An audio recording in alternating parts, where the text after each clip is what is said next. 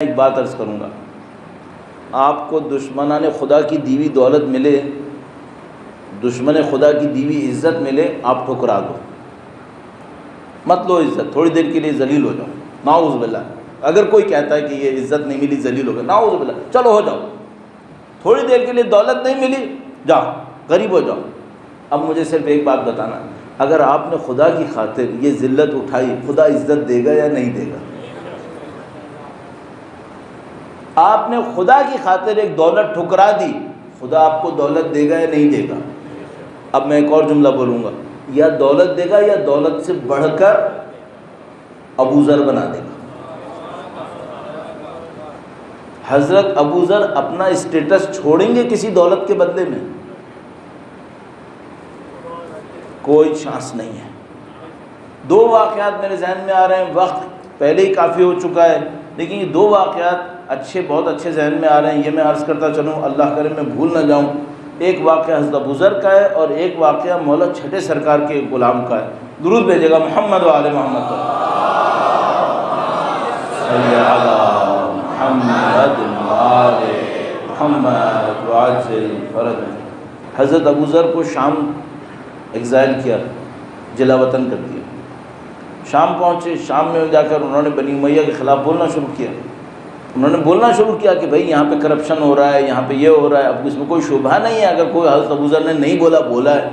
اچھا، حضرت ابو ذر کا مقام کیا ہے؟ حضرت ابو ذر کا مقام وہ ہے کہ اللہ کے نبی نے فرمایا کہ آسمان جن لوگوں پہ چمکتا ہے وہ ایسا سچا ابو ذر جیسا۔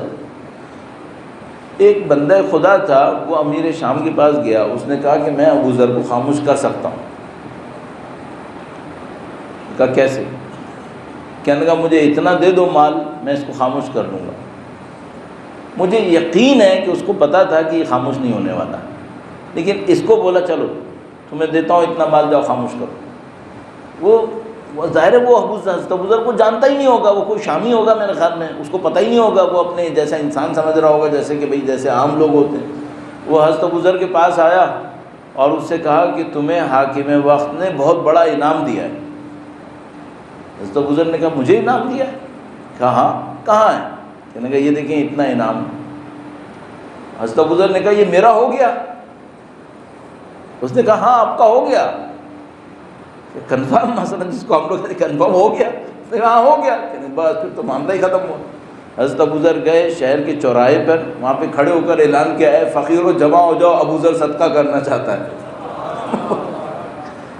فقراء کا ڈھیر لگ گیا، حضرت ابو ذر نے اس سے لیا، دڑا دڑ لوگوں کو دیے جا رہے ہیں۔ اب وہ سوچ رہا تھا کہ میں 2 تھیلیاں لایا تھا، ایک تھیلی یہ دے دے گا، ایک تھیلی اپنے پاس رکھ لے گا۔ حضرت ابو ذر نے دونوں تھیلیاں خالی کر دی۔ جب اس نے دیکھا بھائی دوسری تھیلی بھی ختم ہونے والی ہے، تو اس نے ابو ذر سے کہا ابو ذر کچھ اپنے لیے رکھ لو۔ تو حضرت ابو ذر نے کہا پرواہ نہیں کرو، میرے پاس ایک تھیلی ہے، اس میں اتنا کچھ ہے، مجھے اس کی پرواہ نہیں ہے۔ اچھا، وہ آدمی سٹ پٹا گیا، اس نے کہا شاید میں قیمت اس کی کم لگا گیا۔ تو اس نے کہا کہ ٹھیک ہے ابو ذر، وہ فارغ ہوئے، ابو ذر کے پاس آیا، اس کی اسکیم خراب ہو گئی تھی، ناکام ہو گیا تھا۔ تو اس نے کہا کہ ابو ذر اس تھیلی میں کیا ہے جس کے ہوتے ہوئے تمہیں ان 2 کی بھی پرواہ نہیں ہے؟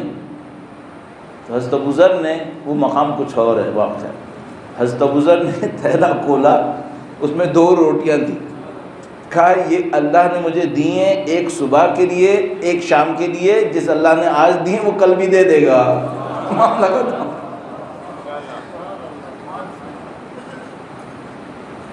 ابو ذر عقل مند نہیں ہے؟ نوبل پرائز ہولڈر زیادہ عقل مند ہے یا ابو ذر؟ کیوں بھول جاتے ہو؟ کیوں بھول جاتے ہو؟ ایک آدمی نے اتنا فنڈ جمع کیا ہے، وہ یہ کرتا ہے، وہ یہ کرتا ہے، وہ زیادہ عقل مند نہیں ہے ابو ذر؟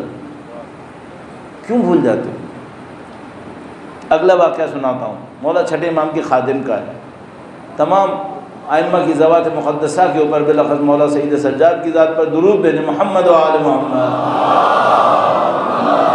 صلی علی محمد و آل محمد وعجل فرجہ۔ اہل بیت کے شاگردوں نے ہمیں سب سکھا دیا ہے۔ بہت مختصر کرتا ہوں تیزی سے۔ مولا مدینے میں ایک جگہ پہ درس ارشاد فرماتے تھے، ان کا ایک خادم ہوتا تھا جو ان کی سواری پکڑ کے رکھتا تھا۔ اس زمانے میں جانور سواری کے لیے استعمال ہوتے تھے. تو آپ مثلا مسجد تک گئے تو وہاں پر ایک بندہ ہوگا جو جانور کو تھام کے رکھے گا, سواری کو تھامے رکھے گا, تاکہ وہ سواری دوسروں کو ڈسٹرب نہ کرے, یہ نہ ہو وہ نہ ہو. تو امام تشریف لاتے تھے تو ایک جانور ایک سواری کو وہ تھامتا تھا, وہ ان کا ایک غلام تھا مولا کا. ایک دفعہ ایک بندہ وہاں پر آیا, مدینے کا واقعہ ہے, یہ بندہ ایران سے آیا تھا, ایران کے نیشاپور سے آیا تھا. نیشاپور اس زمانے میں ٹریڈ کا سینٹر تھا, ہب تھا, بڑا تجارت کے لیے مشہور تھا وہ. تو وہ آیا, اور نیشاپور سے آنے کا مطلب یہ کہ آدمی پیسے والا ہے, مثلا کافی کچھ ہے اس کے پاس. تو وہ آیا, اس نے دیکھا کہ مولا یہاں پر آتے ہیں, مسجد میں جاتے ہیں, یہ غلام یہاں پہ کھڑا ہوتا ہے, یہ سواری پکڑتا ہے. اچھا, جب ظاہر ہے کہ جب امام کی سواری پکڑتا ہے تو امام کی نظر لطف بھی اس کے اوپر پڑتی ہے. جب امام تشریف لاتے ہیں تو یہ کھڑا ہوتا ہے, امام مثلا یہ کہتے ہیں یہ کر لینا وہ کر لینا, واپس آتے ہیں پھر مثلا وہ سلام کرتا ہے. تو نیشاپور کا جو چاہنے والا تھا, اہل بیت کا چاہنے والا, اس نے دیکھا کہ یہ بندہ کتنا خوش نصیب ہے, ہر روز مولا کو سلام کرتا ہے, ہر روز جواب لیتا ہے, یہ کرتا ہے وہ کرتا ہے. وہ آیا اس کے پاس اور اس سے کہا کہ تم کون ہو؟ پتہ تھا اس کو. اس نے کہا میں غلام. کس کے غلام؟ کہا میں ان کا غلام ہوں. کہا تمہاری آزاد ہونے کی خواہش ہے؟ کہنے کہا ہاں ہے. پیسے کی خواہش ہے تم؟ اس نے کہا ہاں ہے. کہنے لگا میں تمہارے خیال میں کیسا ہوں؟ حال لیے دیکھا, کہنے میں پیسے والے ہو. کہنے لگا چلو ٹھیک ہے, میں تمہیں اپنی دولت دیتا ہوں, تم مجھے اپنی جگہ دے دو. معاوضہ کرتا, میں تمہیں خریدوں گا, آزاد کروں گا, اپنی دولت تمہیں دوں گا, میں تمہاری جگہ یہاں پہ کھڑا ہوں, قبول کرتے ہو؟ اس نے دیکھا کہ بہت ہمارے زمانے میں ہماری زبان میں لوکریٹو آفر ہے, وہ ہے جیتنے کی آفر. یہ بہت عقل مند آدمی تھا. اس نے کہا کہ میں مولا سے پوچھے بغیر نہیں کر سکتا, پہلے امام سے پوچھوں گا. ظاہر ہے وہ غلام بھی ان کا تھا. اس نے کہا میں امام سے بات کروں گا. اگلے دن گویا راستے میں امام سے بات کرتا ہے, کہتا ہے کہ مولا میں آپ سے ایک معاملے میں مشورہ کرنا چاہتا ہوں. امام نے فرمایا کرو. کہنے لگا کہ امام نے فرمایا کہ دیکھو, اگر کوئی نیکی تم تک پہنچ رہی ہو, کوئی بھلائی تم تک پہنچ رہی ہو, میں رکاوٹ نہیں بنوں گا, میں تمہارے تک بھلائی پہنچاؤں گا. اس نے کہا میں یقین ہوں.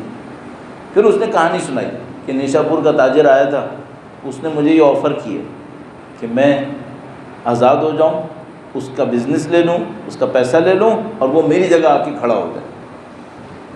آپ مجھے بتائیں کہ مجھے یہ کرنا چاہیے نہیں کرنا چاہیے.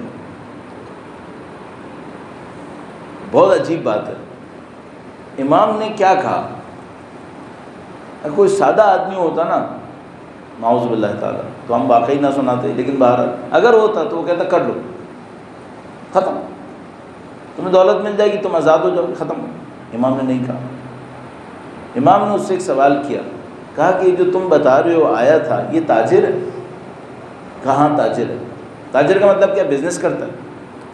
تو امام نے کہا کہ یہ جو تجارت کرنے والے ہوتے ہیں یہ گھاٹے کا سودا کرتے ہیں کبھی؟